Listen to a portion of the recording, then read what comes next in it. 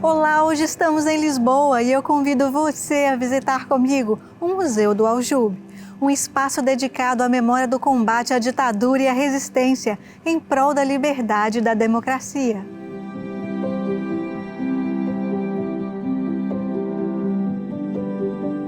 O edifício do Aljube remonta ao período romano e islâmico. Serviu inicialmente como prisão religiosa e posteriormente como prisão feminina. Em 1928, tornou-se uma prisão política até 1965, data de seu encerramento. O cárcere, que serviu à ditadura militar e ao Estado Novo, foi transformado neste museu em homenagem aos resistentes que, durante grande parte do século XX, lutaram pela liberdade e pela democracia em Portugal. Inaugurado em 2015, o Museu do Aljube ocupa 5 pisos que destacam a memória da luta contra a ditadura, visando contribuir para a construção de uma cidadania esclarecida e responsável. Durante 37 anos, entre 1928 e 1965, milhares de homens, vítimas da polícia política da ditadura, entraram nesta cadeia para recolherem aos curros do isolamento às celas coletivas ou à enfermaria. Acabavam de ser presos ou vinham dos interrogatórios e da tortura. Este museu honra a sua memória e o seu sacrifício.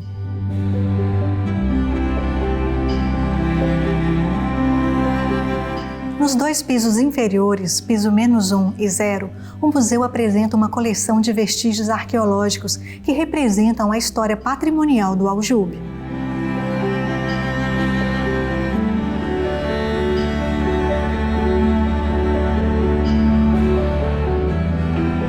A porta principal da antiga cadeia do Aljube encontra-se encerrada, mas foi preservada como símbolo do antigo estabelecimento prisional. No piso 0 também encontramos as exposições temporárias com informações complementares ao acervo fixo do núcleo museológico.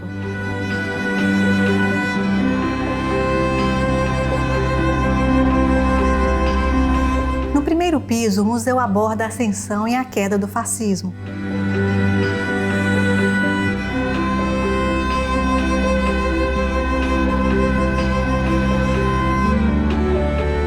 Entre 1890 e 1976, podemos acompanhar uma breve história de Portugal, ilustrada através de imagens de documentos recolhidos na imprensa da época.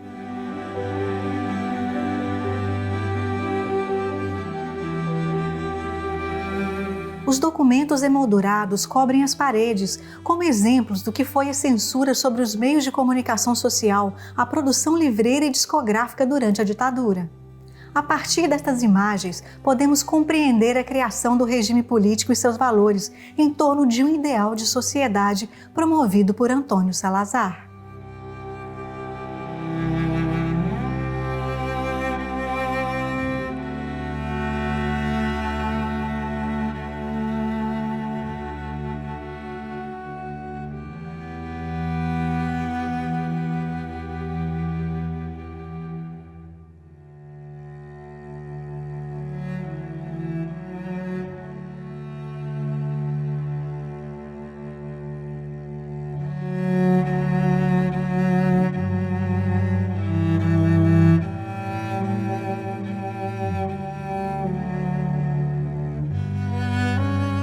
A importância da imprensa clandestina é destacada como contraponto às certezas indiscutíveis do ditador e como o único veículo de informação sobre o que realmente se passava no país e no mundo.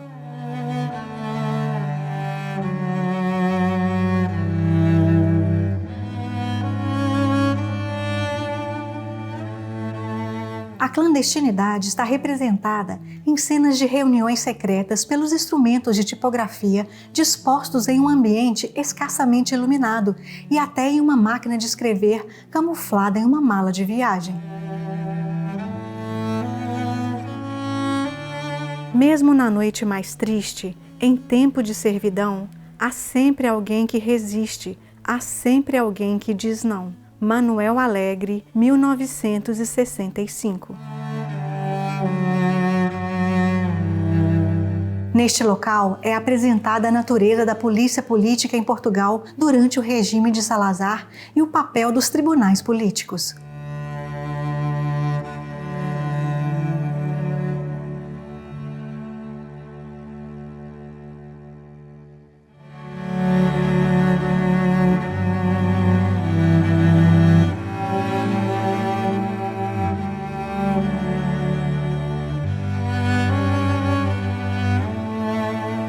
As gavetas de arquivo simbolizam os inúmeros cadastros resultantes da recolha de informações de atividades consideradas subversivas, e as longas prateleiras sobrepostas alinham os processos elaborados pelos tribunais políticos.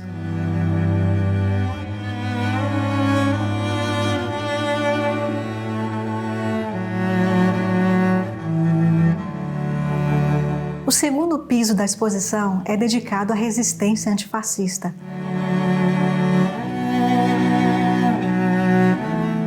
Tempo de solidão e de incerteza, tempo de medo e tempo de traição, tempo de injustiça e de vileza, tempo de negação. Sofia de Mello Brayner Andressen, 1962.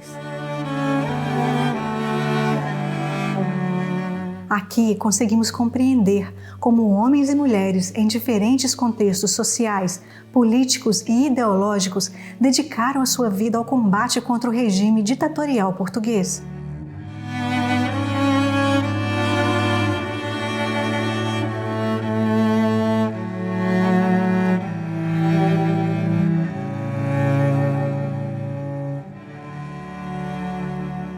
De uma forma breve, são apresentadas as fases que seguiam uma detenção, os processos de identificação, os interrogatórios, a sentença, as prisões e os campos de concentração.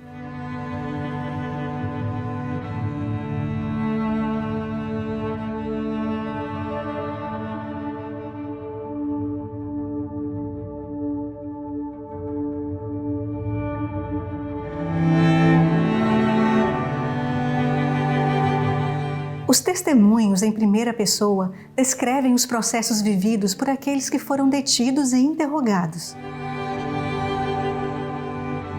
Dão-nos um bolo que é a história, da nossa história sem enredo, e não nos soa na memória outra palavra que o medo. Natália Correia, 1957.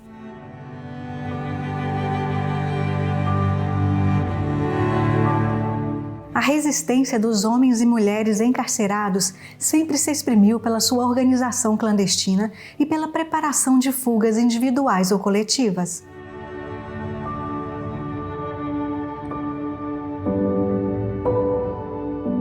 No Aljube, há o registro de fugas extraordinárias, como a de 3 funcionários do Partido Comunista Português, entre eles Carlos Brito.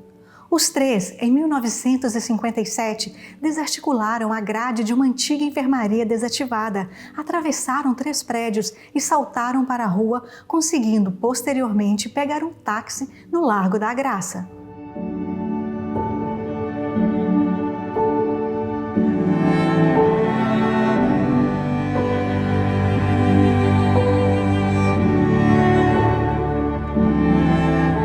O percurso termina com a reconstituição das celas, para onde os presos políticos eram enviados.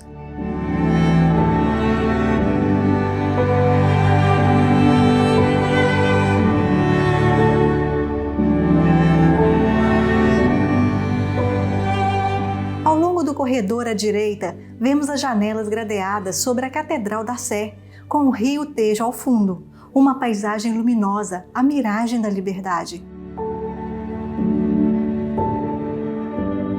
À esquerda, temos uma sucessão de portas cinzentas, curros ou gavetas, era a designação dada às celas de isolamento da antiga prisão do Aljube.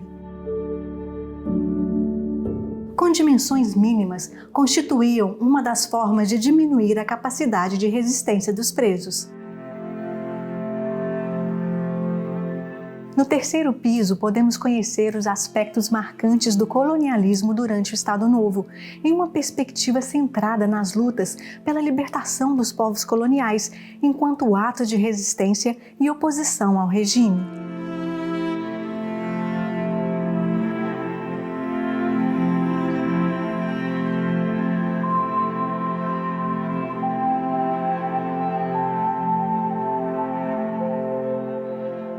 Amílcar Cabral, em uma entrevista à Rádio Voz da Liberdade, falou: "A nossa luta não é uma luta de ódio. A nossa luta não é uma luta contra os portugueses. Nós lutamos para libertar a nossa terra do colonialismo português. Nós lutamos para fazer uma terra livre, onde todos os homens possam viver em paz."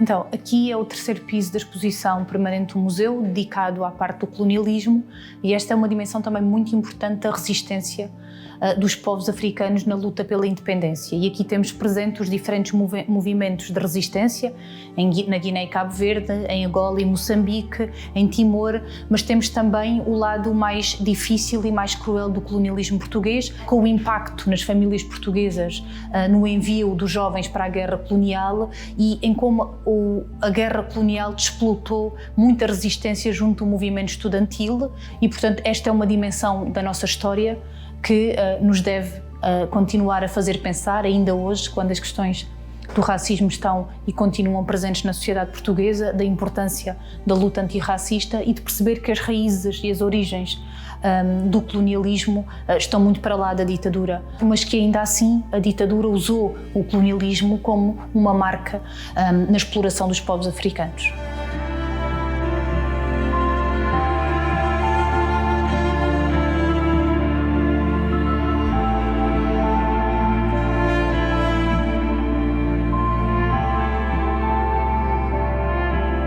Neste piso, evocam-se ainda muitos opositores que ficaram pelo caminho vítimas do sistema repressivo da ditadura.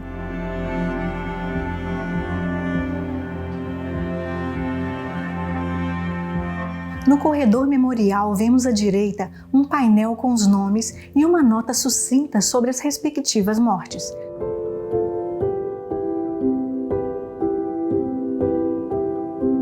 À esquerda, uma composição gráfica feita por Paulo Andriga, a partir de fotografias em miniatura dos presos políticos reproduzindo o rosto de Amável Vitorino, sapateiro que foi preso por fazer comentários desagradáveis à atual situação política do país, simbolizando a arbitrariedade da perseguição do regime.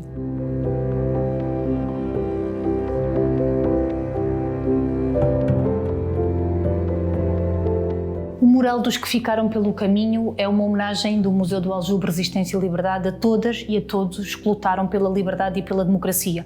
E por isso aqui temos representado os nomes daqueles que morreram neste caminho longo de luta pela liberdade e pela democracia. Temos vários exemplos da Rosa Morgado, que foi assassinada com os filhos em 1943 numa luta exigindo mais pão e melhores condições de vida.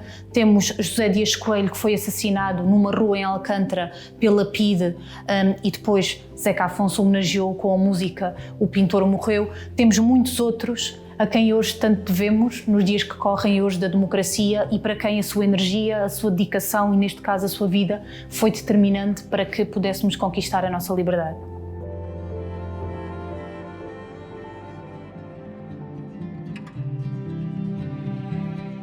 A exposição permanente termina com a conquista da liberdade e da democracia em 25 de abril de 1974, conhecida como Revolução dos Cravos.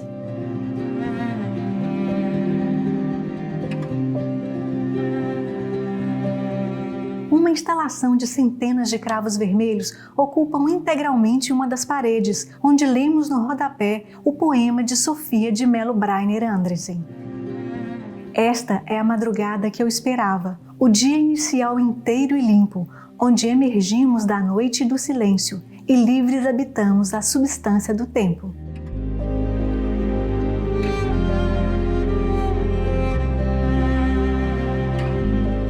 Ao lado, vemos as fotos de momentos marcantes da Revolução em Lisboa, cujos locais estão assinalados na planta que cobre o chão da sala.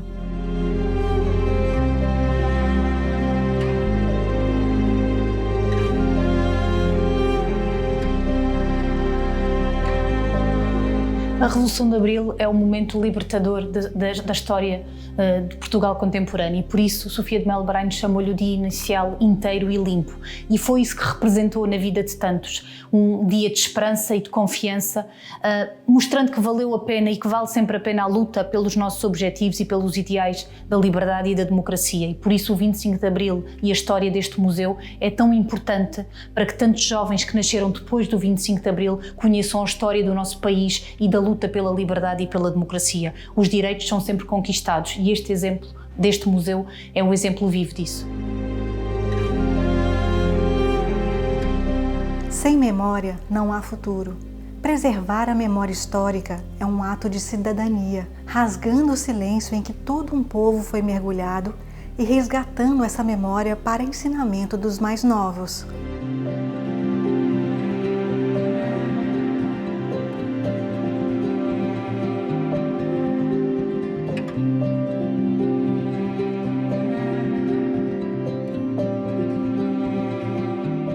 No último piso há ainda o auditório e é possível contemplar a vista panorâmica sobre a cidade de Lisboa e o Rio Tejo. Tejo que levas às águas, correndo de par em par, lava a cidade de mágoas, leva as mágoas para o mar. Manuel da Fonseca, 1972. E terminamos por aqui a nossa visita ao Museu do Aljube, um local que valoriza as memórias e as conquistas da liberdade e democracia que hoje podemos usufruir. Obrigada por sua companhia. Eu sou Daniela Gonçalves e espero por você em nosso próximo encontro.